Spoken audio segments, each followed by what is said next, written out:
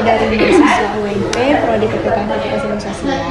Sebelumnya perkenalkan saya Rahma Rusya selaku perwakilan dari kelompok ini. Alhamdulillah bisa kesempatan untuk bertemu dengan Ibu, jadi izin kami untuk mewawancarai Ibu. Untuk pertanyaannya kami saya serahkan pada teman saya. Pertanyaan yang pertama yaitu bagaimana peran Bapeda menurut Ibu dalam merumuskan kebijakan publik agar sesuai dengan kebutuhan dan tepat sasarannya, Bu? Kalau kebijakan publik di sini kami di Bapeda menyusun dokumen perencanaan seperti dokumen perencanaan jangka panjang itu 20 tahun EPJPD, kemudian jangka menengah EPJMD, jangka pendek itu 1 tahun, itu untuk kota. Kalau untuk Bapeda sendiri kita nyusun Renstra sama Renjan.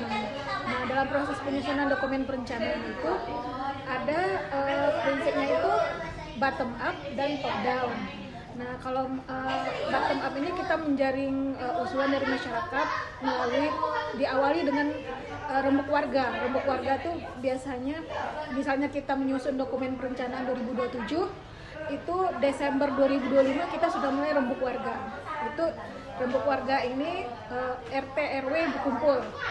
Nah, itu mereka ada list usulannya RT RW. Kemudian dari hasil rembuk warga ini lanjut ke Rakorban Kelurahan. Rakorban Kelurahan ini perwakilan dari RW masing-masing. Kemudian dari Rakorban Kelurahan itu ada keputusannya juga, apa usulan-usulannya nanti diteruskan ke kecamatan. Itu musrembang kecamatan. Dari musrembang kecamatan itu kita melakukan forum OPD. Jadi mana usulan yang dari kecamatan itu yang akan diakomodir atau masuk dalam kegiatan di perangkat daerah. Kemudian dari forum OPD baru ke musrembang kota, itu masuk ke RKPD. Tapi kalau misalnya yang top down itu memang ada program-program dari pusat, dari presiden itu harus diturunkan ke daerah.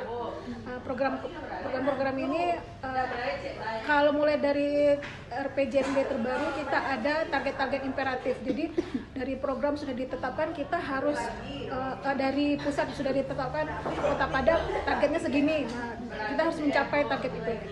Jadi bottom up dan top down. Lanjut, yang dipertanyakan. Selanjutnya, Bu, pertanyaan selanjutnya, apa saja tantangan yang dihadapi Bapeda ini dalam menyusun kebijakan publik yang efektif dan juga tepat sasaran gitu? Nah, itu bagaimana misalnya kalau usulan dari bawah itu mereka menetapkan prioritas kegiatan, tepat sasaran atau efektif efisien tergantung dengan cara mereka memilih mana prioritas. Nah, kalau misalnya mereka bisa memilih mana yang paling bagus, tentu itu dokumen perencanaan juga lebih bagus. Mana yang prioritas dan benar-benar berdampak kepada masyarakat, tentu itu yang lebih bagus. Itu pertama tantangannya. Kemudian kemampuan keuangan daerah, karena anggaran kita terbatas, sedangkan keinginan masyarakat itu banyak, tidak terbatas. Jadi makanya kita harus menyusun skala prioritas. Nah, kemudian apa lagi ya?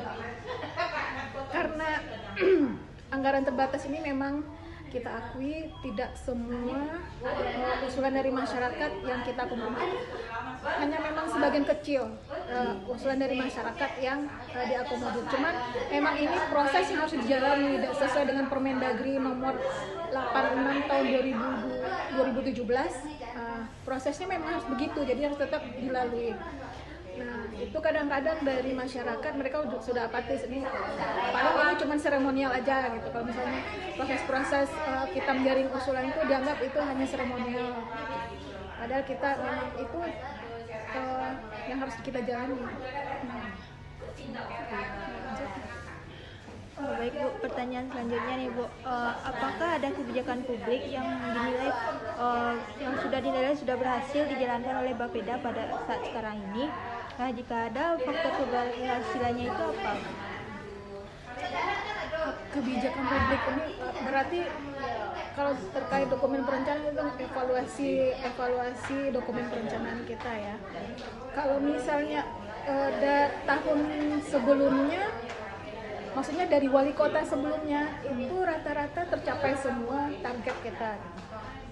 Kemudian kalau keberhasilannya misalnya kita mendapatkan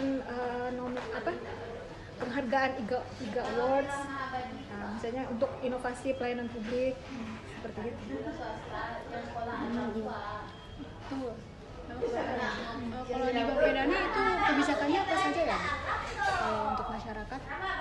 Yang di dalam dokumen perencanaan, jadi kan tadi apa yang diusulkan atau apa yang direncanakan dari pusat itu rangkum dalam dokumen perencanaan. Nah, ini dokumen perencanaan ini jadi pedoman bagi perangkat daerah untuk melaksanakan kegiatan. Nah, nanti kegiatan itu akhirnya memang berdampak ke masyarakat. Misalnya tujuannya sekarang ini kita fokus ke kemiskinan atau stunting, Stunting yang paling krusial untuk ya apalagi tahun ini misalnya penanggulangan bencana itu kita, berarti itu laporan ke Bapeda atau kita bikin dokumen perencanaannya di sini. Nanti mengerjakan untuk perangkat daerah.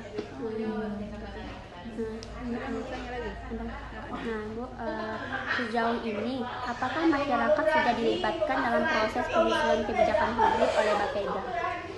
Ya, tadi kan sudah dijelaskan mulai dari rembuk warga, rakorbang, musrembang kecamatan itu proses ditambah lagi dengan adanya pokok-pokok pikiran dari DPRD. Nah, biasanya kan DPRD menginikan pokok pikirannya reses ke masyarakat, apa usul masyarakat, nanti DPRD yang mengajukan. Menurut Ibu, kebijakan publik seperti apa sih yang paling dibutuhkan di masyarakat pada saat ini? Kebijakan sebenarnya mungkin masyarakat nggak mau tahu ya, misalnya IPM Kota Padang paling tinggi se-Sumatera misalnya, atau apa, yang penting mereka merasakan ada perubahan lebih baik di lingkungannya ya. Misalnya kemiskinan mungkin di atas kertas katanya kemiskinan menurun, cuman kita kan nggak tahu di kenyataannya gimana gitu. Anda?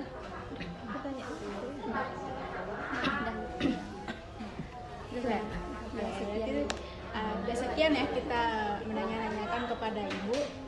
Terus nama Ibu siapa? Silmi. Ibu Silmi. Jadi kalau ada lagi pertanyaan, jadi mungkin kami tutup saja acara Ibu. Terima kasih dan mohon maaf untuk merepotkan Ibu ya Bu. Foto dulu. Ibu boleh difoto dulu. Ya, Bu, foto dulu. Buat dokumentasi Bu. Ya.